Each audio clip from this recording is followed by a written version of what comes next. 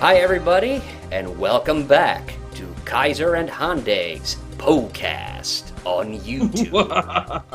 Yes, I am Hannu. The laughter you heard is Kaiser, and we are finally bringing back the Poecast. Finally, yes. It was last year we did this last. It's either over a year or roughly around a year about the last episode we did. So it's been long enough that I think people might need a refresher on what we do on these podcasts. So what we do on these podcasts is that I read an Edgar Allan Poe story, and Retrokaiser makes noises and comments, observations, what you want to call it. Yep. Mm-hmm. Yes. I provide the annoying sound effects that sound annoying. Yeah, but I love those sound effects, so that's why we keep doing them. Yes, and we actually. Yeah, it's sort of like Edgar Allan Poe meets Mystery Science Theater 3000. A little bit, yeah. So. A little bit. While we read these spooky tales of gloom and doom, we will be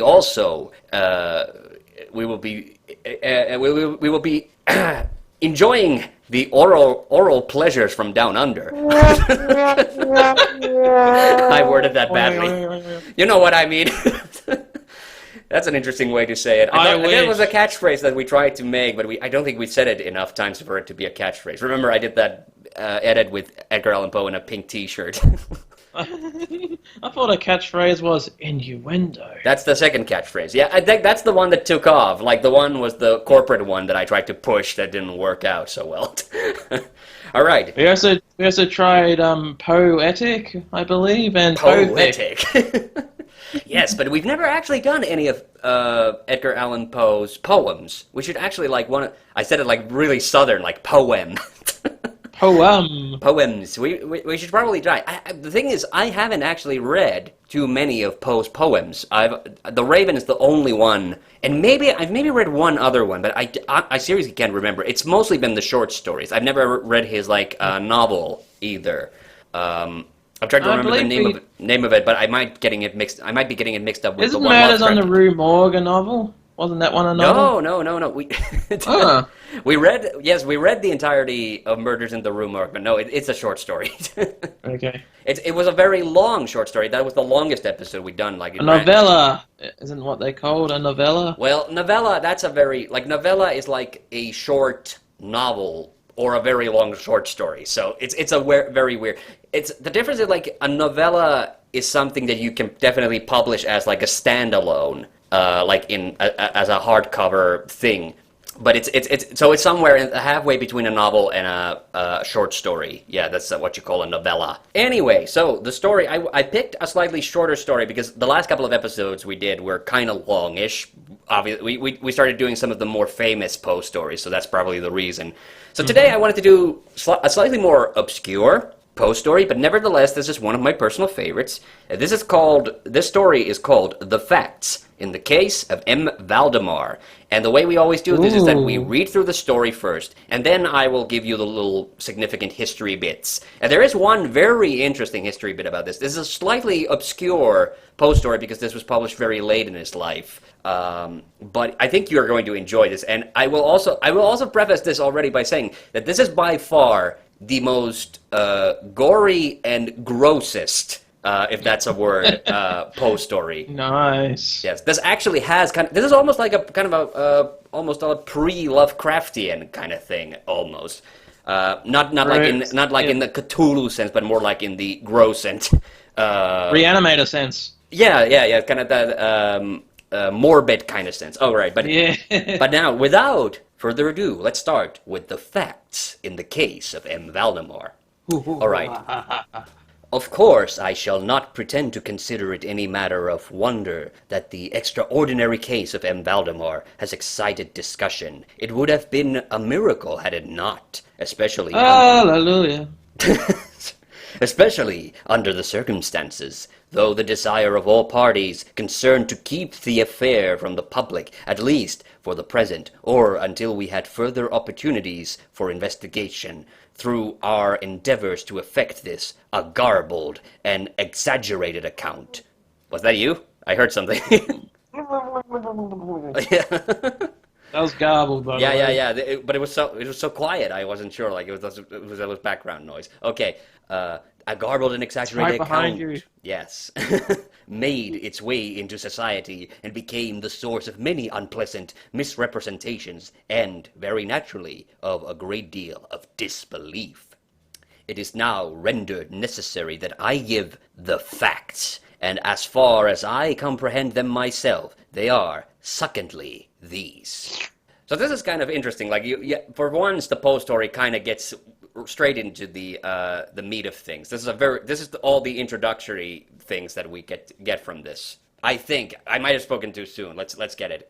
My attention for the last 3 years had been repeatedly drawn to the subject of mesmerism, and about 9 months ago it occurred to me quite suddenly that in the series of experiments made hitherto there had been a very remarkable and most unaccountable omission. No person had as yet been mesmerized. Articulo mortis. Dun, dun, dun. Do you understand what articulo mortis means? Sounds like something to do with dead bodies. Articulo as in articulate and mortis, dead. So yeah. Ah. Mesmerizing the dead. Ooh. Very spooky. It remained to be seen first whether in such condition there existed in the patient any susceptibility. Wow, that is a difficult word. Sorry. Okay, we'll continue on. To the magnetic influence. Secondly... Was that a corpse getting a boner? That was a magnet attracting springs. Oh, okay, sorry. Secondly, whether, if any existed, it was impaired or increased by the condition. Thirdly, to what extent, or for how long a period, an encroachment of death might be arrested by the process. These were other points to be ascertained, but these most excited my curiosity. The last in special. What was that? Excitement. Okay. Last in especial from the immensely important character of its consequences. In looking around me for some subject by whose means I might test these particulars, I was brought to think of my friend M. Ernest Valdemar, the well-known... What was that? That was M. Ernest Valdemar. Hello. Well-known compiler of the Bibliotheca Forensica and author under the nom de plume of Isaacar Marx of the Polish versions of Wallenstein and Gargantua. Hello. I assume that these are actual, books, but I'm not entirely sure. All right. M. Valdemar, who has resided principally at Harlem, New York, since the year 1839, is, or was, particularly noticeable for the extreme spareness of his person, his lower limbs much resembling those of John Randolph. I have no idea. Oh, yeah. I can see what you mean by this is starting to sound a little bit H.P. Lovecraftian now. Okay. Yeah, you're getting a little bit of a tease already what's going to happen Yep. here. All right. And also... The Globetrotters are going to pop up. Okay. And also for the whiteness of his whiskers, in violent contrast to the blackness of his hair. His Meow. By the way, we haven't done the black cat yet. We probably should do that in the future. All right. The latter, in consequence, being very generally mistaken for a wig. That's kind of rude. His temperament was markedly nervous and rendered him a good subject for mesmeric experiment. On 2 or 3 occasions I had put him to sleep with little difficulty. Right on cue. I like that. But was disappointed in other results which his peculiar constitution had naturally led me to anticipate. His will was... What was that? Sorry. I don't know. It sounded like a door creaking a little bit, yeah. He said disappointed, and that was just the sound of disappointment. Oh, like a blow whistle. Oh, yeah. All right. His will was at no period positively or thoroughly under my control, and in regard to clairvoyance, I could accomplish with him nothing. But to be relied upon. Nothing to be relied... Yes, oh, okay, yeah, sorry, I read that kind of wonky. Okay. I always attributed my failure at these points to the disordered state of his health. I almost said wealth. That changes the meaning of it. Disordered state of his wealth.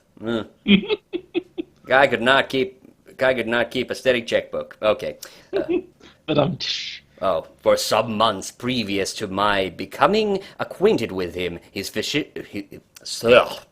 I completely butchered that. His physicians had declared him in a confirmed, oh my god, this is a difficult word, phthisis or phthisis. I think that's supposed to be phthisis. Yeah. It's PHTHISIS. I have no idea how you're supposed to pronounce that first gobbledygook of consonants. Yeah. Paphis. Phthisis or Thythis, something, either or. I think that one of those has to be right, but I am not entirely sure. It was his custom, indeed, to speak calmly of his approaching dissolution. That's a funny way to say it. Oh, my illusion.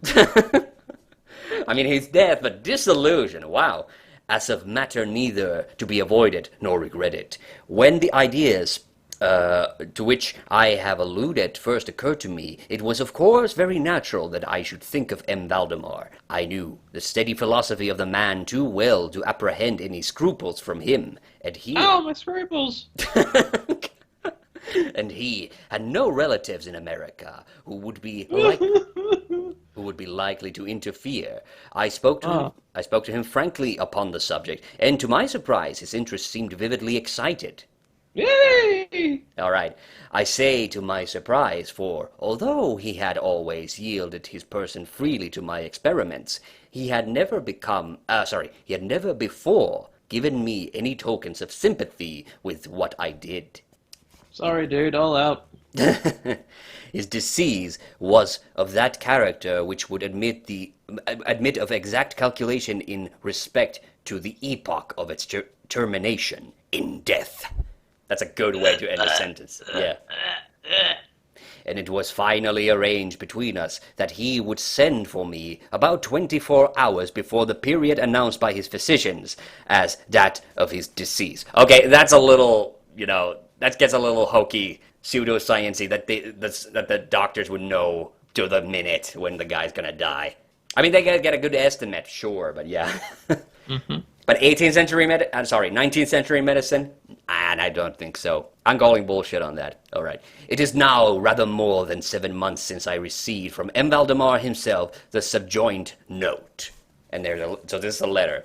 My dear P, you may as well come now. D and F are agreed that I cannot hold out beyond tomorrow midnight, and I think they have hit the time very nearly. Valdemar. So this is the thing that Poe always did when he couldn't come up with names. He would just give characters like capital letter names. And then Dear P. Dear P, yes. My dear P. Please hold it in. All right. Much better. Funny enough, I was listening to some Duke Nukem sound bits just earlier today. All right, but that's for other discussion. All right. I received this note within half an hour after it was written, and 15 minutes more I was in the dying man's chamber. I had not seen him for 10 days, and was appalled by the fearful alteration which the brief interval had wrought in him. His face wore a leaden hue. The eyes were utterly lusterless. I just can't get it up anymore. And the emaciation was so extreme that the skin had been broken through by the cheekbones. Yeah, he's painting a very vivid picture here. His expectoration was excessive. No reaction. I don't know what expectoration is either. I'm trying to think of the sound of milk going off, but I don't think it's got a sound. Does milk make a sound when it turns into cheese? The pulse. The pulse was barely perceptible. I don't feel a thing. Oh yeah, well, okay, appropriate. He retained He retained, nevertheless, in a very remarkable manner, both his mental power and a certain degree of physical strength. He spoke with distinctness. What is he, a sheep? Took some palliative medicines without aid. And when I entered the room, was occupied in penciling memoranda in a pocketbook. He was propped up in the bed by pillows. Doctors D and F were in attendance. You want to call them Dr. Dick and Dr. Fred? I was thinking Freddy and... No, not Daddy and Freddy. Daddy and Freddy. Dean and Frank. Oh, it would be lovely if his personal physician's name was Dr. Death. That doesn't inspire confidence. He discovers Dr. Diablo. Dr. Diablo. All right. Yeah. No, that wouldn't work. I was thinking about Dr. Acula, but then it would have to be Dr. A. Yeah. Okay. After pressing Valdemar's hand, I took these gentlemen aside and obtained from them a minute account of the patient's condition. The left lung had been for 18 months in a semi-osseous and cartilaginous state. Ew. Yeah, exactly. And was, of course, entirely useless for all purposes of vitality. The right, in his upper portion, was also partially, if not thoroughly, ossified, while the lower region was merely a mess of purulent tubercles. That's a weird word, yeah. Running one into another. Several extensive perforations existed, and at one... And at one point, permanent adhesion to the ribs had taken place. Ugh. Yeah, sorry, I'm getting grossed out already by this part, and we're not even at the really gross part. These appearances in the right lobe were of comparatively recent date. The ossification had proceeded with very unusual rapidity. No sign of it had been discovered a month before, and the adhesion had only been observed during these 3 previous days. That's the sound of a clock. All right. Independently of the phthisis, or however you say that, the patient was suspected of aneurysm of the aorta. Yeah, that's about right. My aorta! But on this point, the osseous symptoms rendered an exact diagnosis impossible. It was the opinion of both physicians that M. Valdemar would die about midnight on the morrow, Sunday. Sunday. Yeah. It was then 7 o'clock on Saturday evening. Cuckoo. On quitting the invalid's bedside to hold conversation with myself, Doctors Give me that! Doctors Deddy and Freddy had bidden him a final farewell. All right. Bye-bye. It had not been their intention to return, but at my request, they agreed to look in upon the patient about 10 the next night. When they had gone, I spoke freely with M. Valdemar on the subject of his approaching dissolution. Again, yeah, that is a weird way to say death, yeah. All right. Mm-hmm. As well as, more particularly, of the experiment proposed. He still professed himself quite willing and even anxious to have it made. Make it for me. And urged me to commence it at once. Do it now. Do it. Do it now. A male and a female nurse were in attendance. Hello, nurse.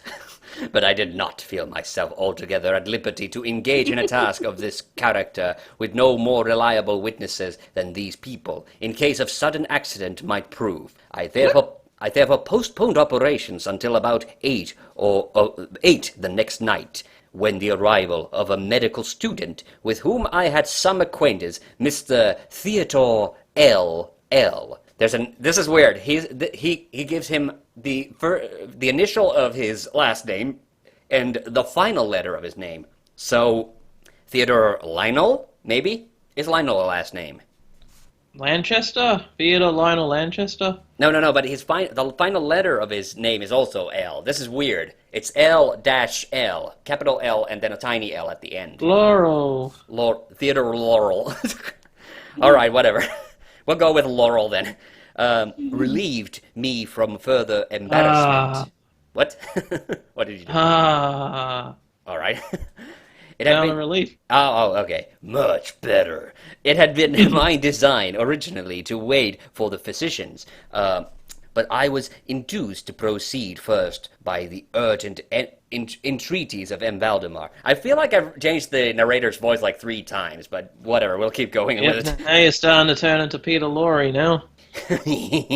And secondly, by my convictions, I had not a moment to lose, as he was evidently sinking fast. All right.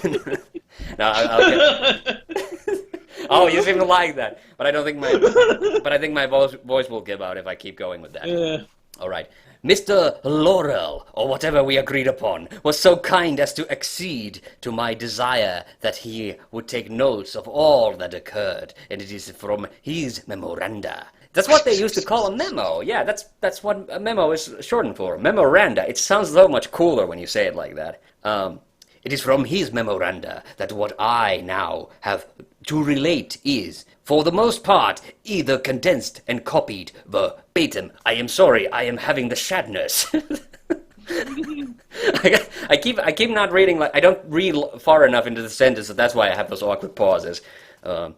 It wanted about 5 minutes of 8 when, taking the patient's hand, I begged him to state as distinctly as he could to Mr. L'Oreal. No, sorry, not L'Oreal. L'Oreal. Maybe he's worth it. Exactly. Oh boy, Mr. L'Oreal. I'll go with L'Oreal, that's really funny. Whether he, M. Valdemar, was entirely willing that I should make the experiment of mesmerizing him in his then condition.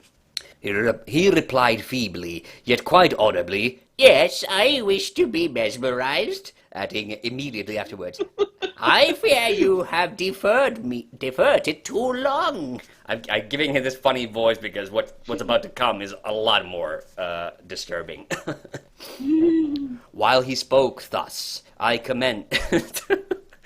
like a cartoon character, I commenced the passes which I had already found most effectual in subduing him. He was evidently influenced with the first lateral stroke of my hand across his forehead.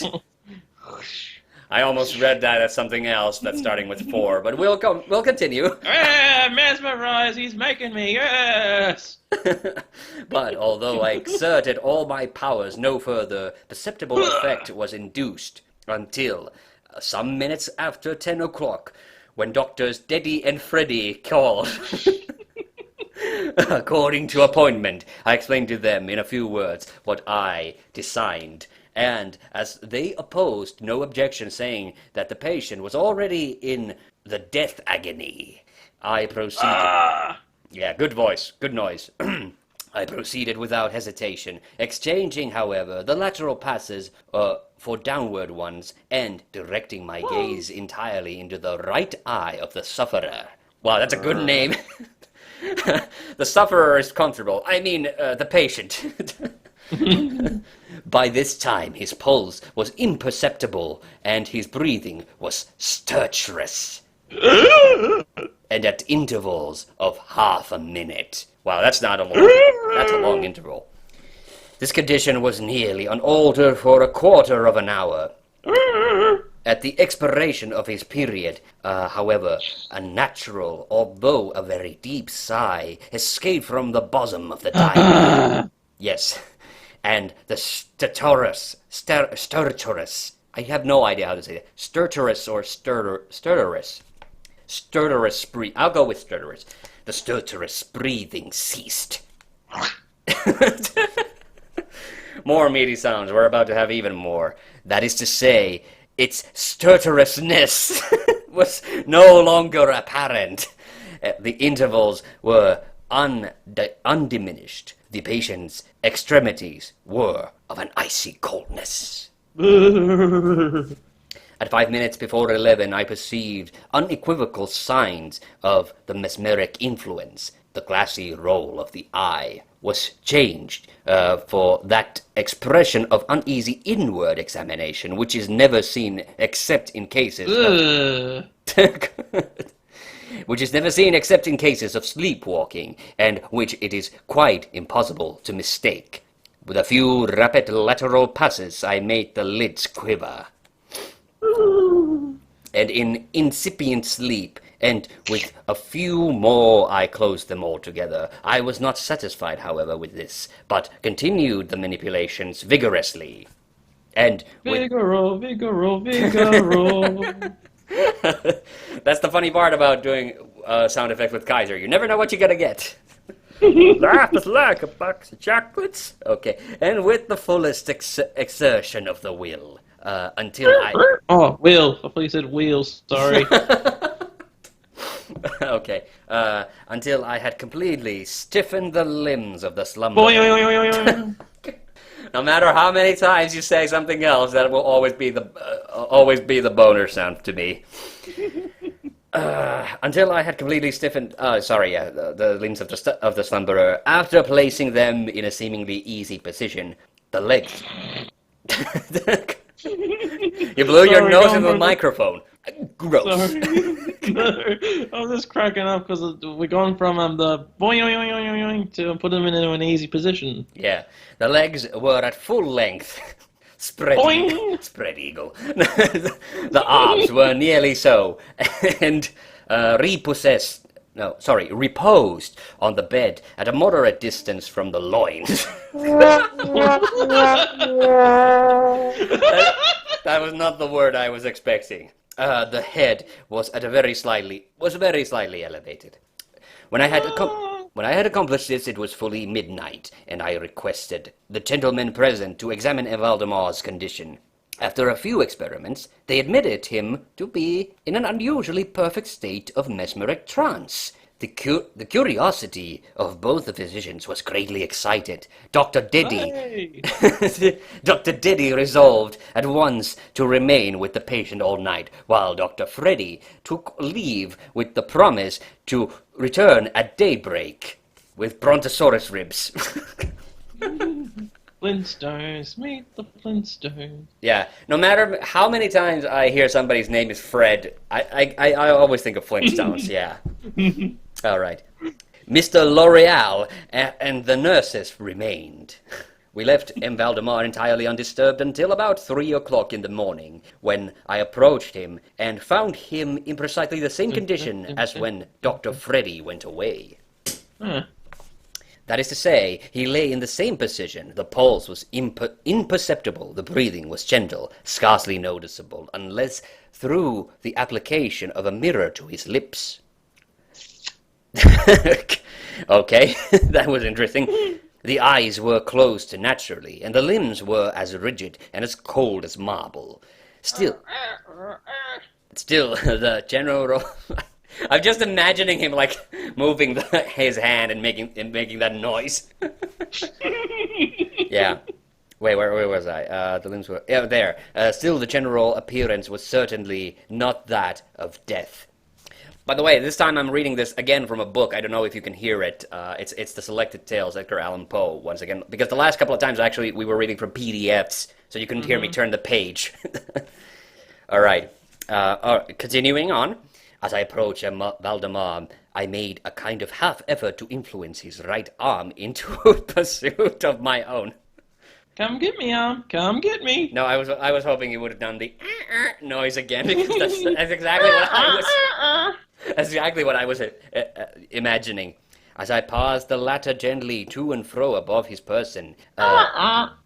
In such experiments with his patient, I had never perfectly succeeded before, and assuredly I had little thought of succeeding now. But to my astonishment, his arm very readily, although feebly, followed my every direction I assigned it with mine. I determined to hazard a few words of conversation. M. Valdemar, I said, are you asleep? He made no... He made no answer, but I perceived a tremor about the lips and thus induced to repeat the question again and again. At its third repetition, his whole frame was agitated by a very slight shivering. The eyelids unclosed themselves so far as to display a white line of ball. The lips moved. Bounce, bounce, bounce, bounce. Yeah, that's a weird way to say that. To display a white line of a ball. Tennis ball! No, I mean, like his lips were rounded. The lips moved sluggishly, and from between them, in a barely audible whisper, issued the words, "Yes, asleep now. Do not wake me. Let me die so." I here felt the limbs and found them as rigid as ever. The right arm, as before, obeyed the direction of my hand. I questioned the sleep. Aye, Captain. I questioned the sleepwalker again. "Do you still feel pain in the breast, Valdemar?" The answer was immediate, but even less audible than before. "No pain. I am dying." I did not think it advisable to disturb him further just then, and nothing more was said or done until the arrival of Dr. Freddy. Hello. I love that every single character in our story says hello exactly the same way. Like, it was also the cops in The Telltale Heart, which is our first podcast, actually. Okay. Who came a little before sunrise and expressed unbounded astonishment at finding the patient still alive. And after feeling the pulse and applying a mirror to the lips, he requested me to speak to the sleepwaker again. It says sleepwaker. I guess it has to be that because he's not walking. So yeah, that looks like a typo, but he's lying in bed, so he's not walking. I did so, saying, "And Valdemar, do you still sleep?" As before, some minutes elapsed. As before, some minutes elapsed. Ere a reply was made, and during the interval of the dying man seemed to be collecting his energies to speak. At my fourth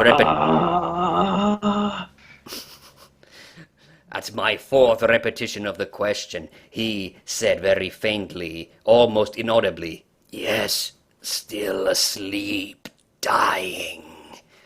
It was now the opinion, or rather the wish of the physician, that Valdemar should be suffered to remain undisturbed in his present apparently tranquil condition until death should supervene, and this, it was generally agreed, must now take place within a few minutes. I concluded, however, to speak to him once more, and merely repeated my previous question. While I spoke, there came a marked change over the countenance of the sleepwaker. Yes, it is sleepwaker. Okay, so it's because it's twice now. Yeah. All right. The eyes rolled themselves slowly open. The pupils disappeared upwardly. The skin generally assumed a cadaverous hue, resembling not so much parchment as a white paper, and the circular hectic spots which hitherto had been strongly defined in the center of each cheek went out at once. I use this expression because the suddenness of their departure put me in mind of nothing so much as the extinguishment of a candle by a puff of the breath. Happy birthday to you.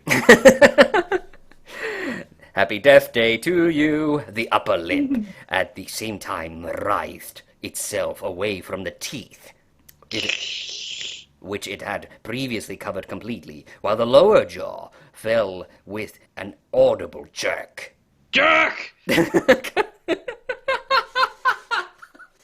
I just love that would be the sound that would come out of him.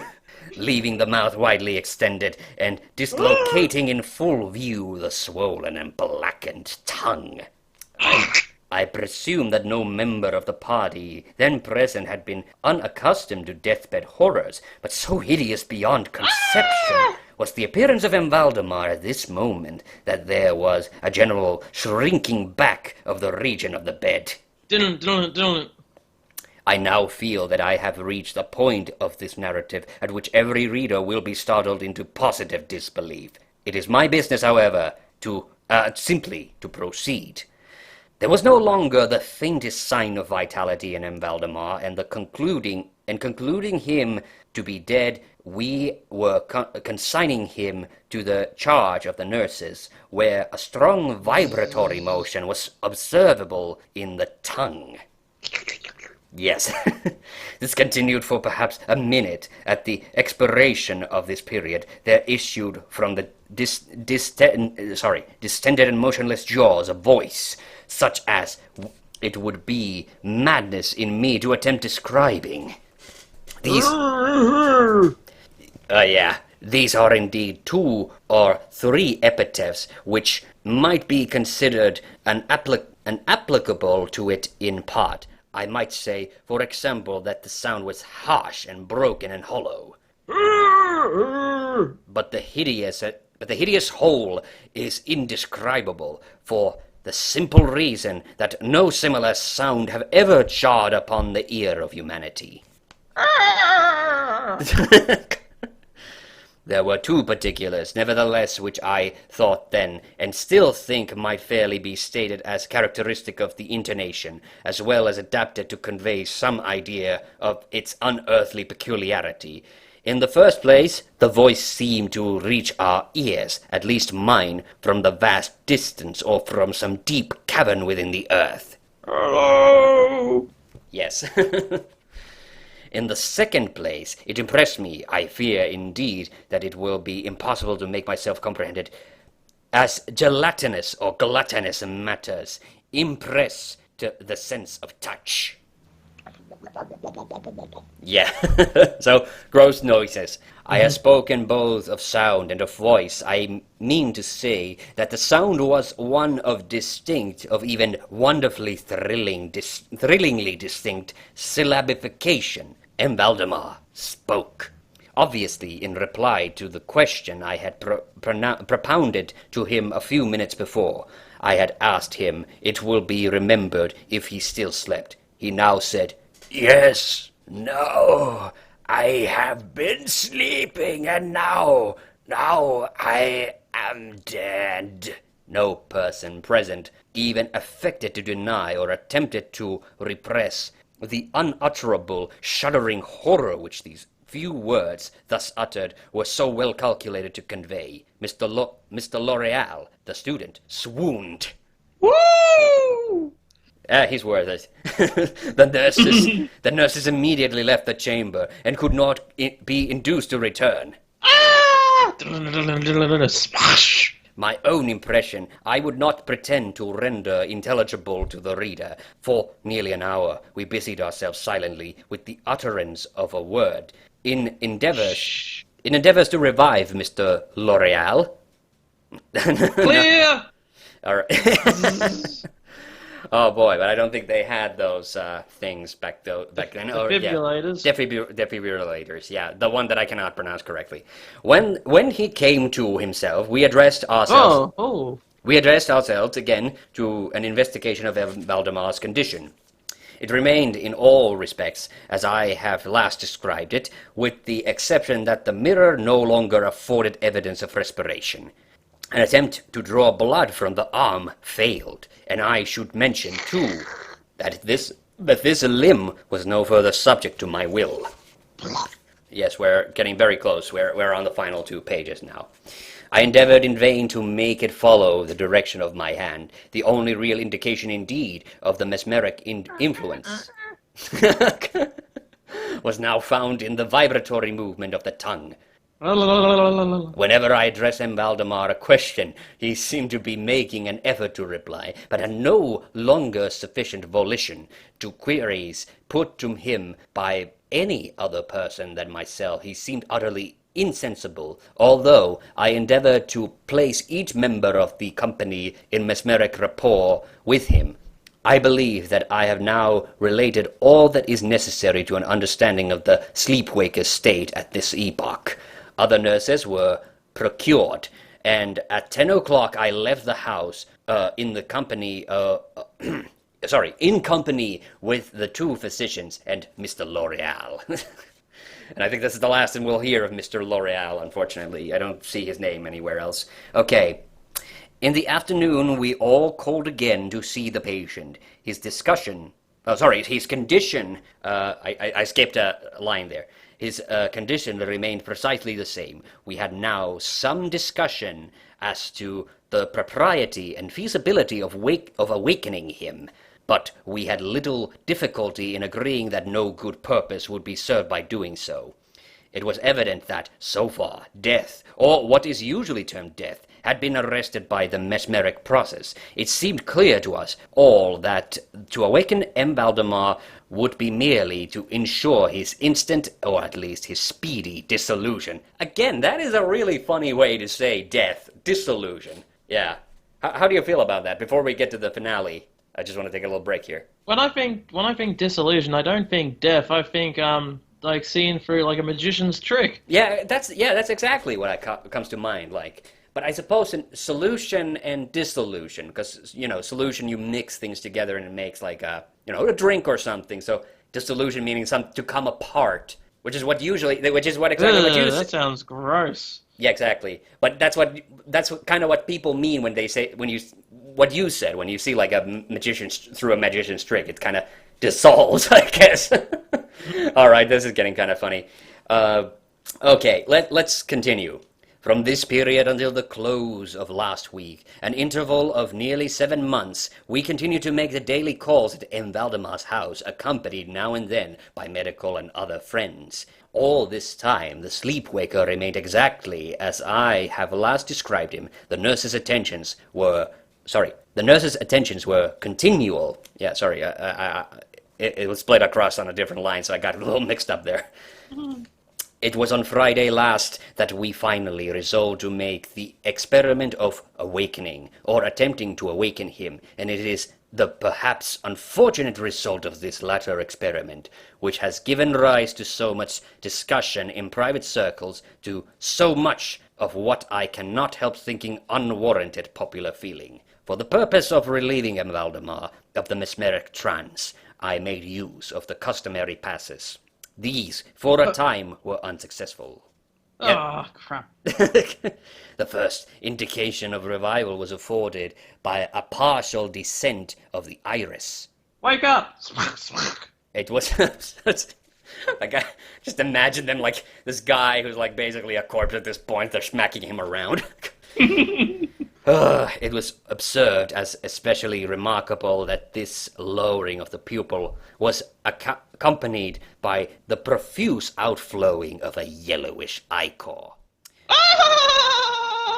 from beneath the lids. Of a pungent and highly offensive odor. Oh, get him a Tic Tac. Yeah, so yellow gunks coming out of his eyes. That is an old-timey word, by the way, ichor, meaning just bodily fluid. So, yeah. It was now suggested that I should attempt to influence the patient's arm as heretofore. Thank you, that is one of my favorite sounds. I made the attempt and failed. Dr. Freddy then intimated a desire to have me put a question. I did so as follows. And Valdemar, can you explain to us what are you feeling or wishes now? What are your feelings and wishes now? There was an instant return of the hectic circles on the cheeks. The tongue quivered, or rather rolled violently in the mouth. I'm trying to do like the jaw-dropping, tongue-rolling out sound.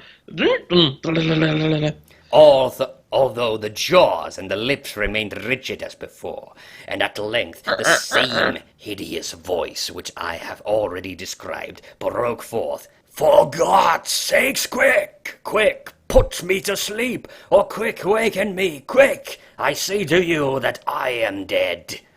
I was thoroughly unnerved, and for an instant remained undecided what to do. At first I made an endeavor to recompose the patient, but failing in this through total abeyance. Abeyance? Yeah, that's a weird word. Abeyance? Abeyance of the will. I retraced my steps, and as earnestly struggled to awaken him. In this attempt, I soon saw that I should be successful, or at least I soon fancied that my success would be complete, and I am sure that all in the room were And I am sure that all in the room were prepared to see the patient awaken. For what really occurred, however, it is quite impossible that any human being could have been prepared.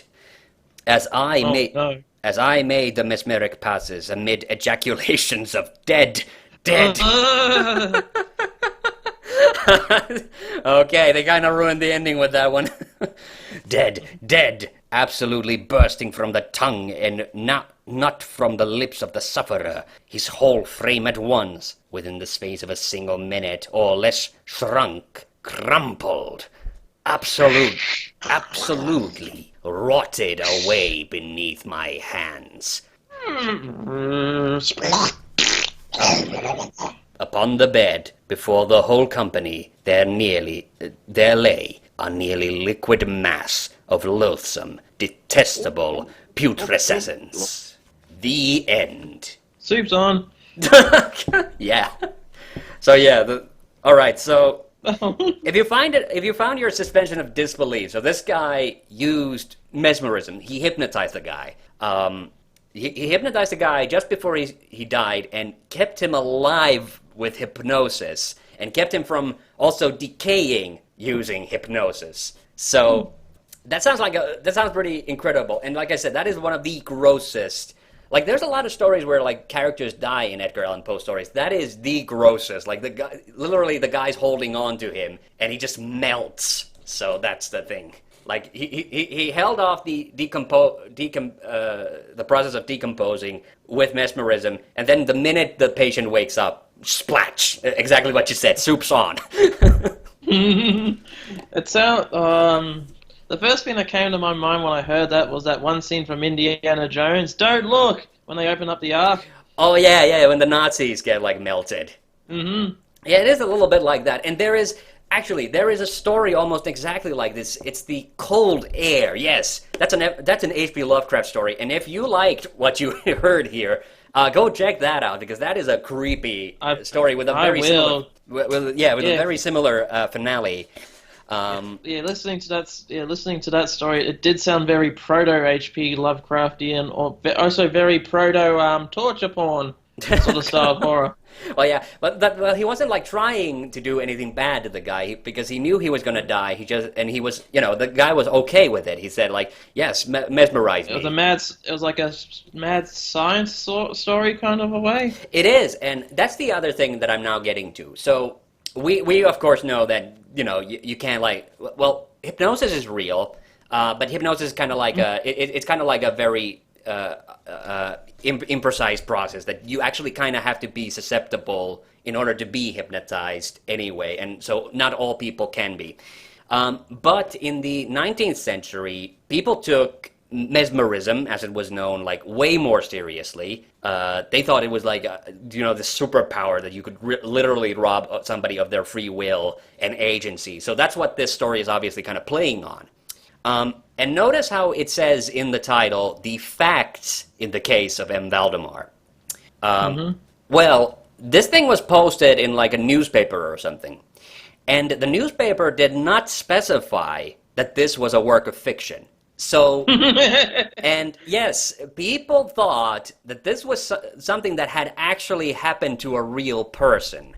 So, even though it had Edgar Allan Poe's like name in the title, people thought this was like something that Poe was just reporting on, that this was an actual case. That's a very War of the Worlds situation going on there. Yes, exactly. And I suppose it got like, like I said, this was a very late writing of Poe's, and he was like starting to run out of money and things. So I guess he liked the publicity, so he didn't clarify it until a good while later that yes, of course, it was a work of fiction. But because of that, this is sometimes considered like one of the first big publicized hoaxes in in the press. So like a hoax news story. People thought that's what this was. So that was the kind of interesting bit. Yeah.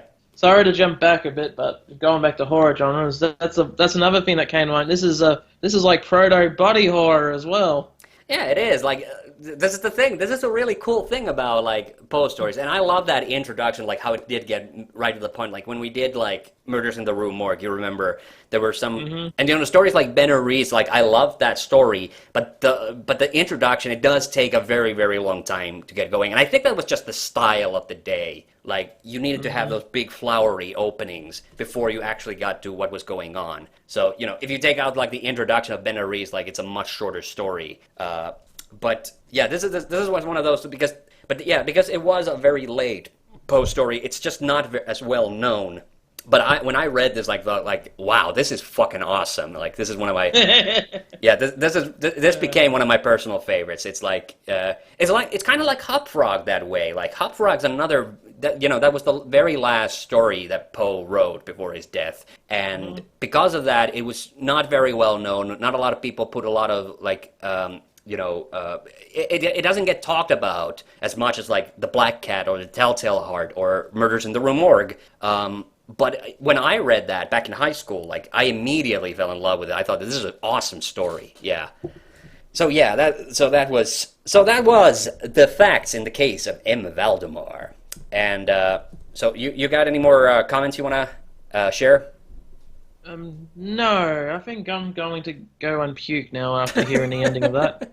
Yes, and yeah, so Cold Air, that was the H.P. Lovecraft story that's very similar to this, I remind. But Lovecraft wrote a lot more of those. But that one reminds me of this story also, not just in, that it has very similar themes, but also structurally is kind of similar. So so that's why I bring that up. And it also gets almost directly to the point as well, like...